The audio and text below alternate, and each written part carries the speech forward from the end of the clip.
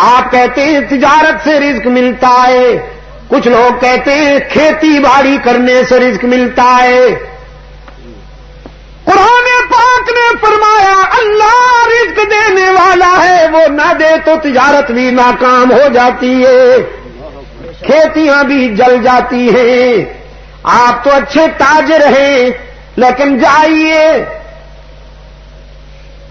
سمندر میں رہنے والی مچھلیوں سے پوچھیے وہ کس منڈی میں جا کر رزق حاصل کرتی ہیں، سارا میں بسنے والی چیونٹیوں سے پوچھیے انہیں کس تجارت سے رزق ملتا ہے، پتھروں میں بسنے والے کیڑوں سے پوچھیے وہ کون سی کھیتی باڑی کرتے ہیں۔ قرآن کریم نے فرمایا وما من دابۃ فی الارض الا علی اللہ رزقها ویعلم مستقرها ومستودعها کل فی کتاب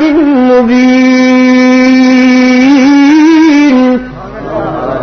وما من مسلم نہیں، وما من الجن والانس نہیں، وما من مؤمن نہیں، وما من دابۃ فی الارض، دھرتی کے سینے پر کوئی ذی روح ایسا نہیں، کوئی زندہ ایسا نہیں جس کے رزق کی ذمہ داری اللہ نے نہ لے لی ہو۔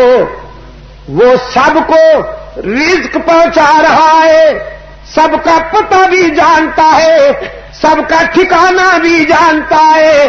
تم اسے بھول بیٹھے ہو لیکن وہ تمہیں ایک لمحے کے لیے بھی نہیں بھولتا۔ رزق دینے والا کون ہے؟ اللہ ہی۔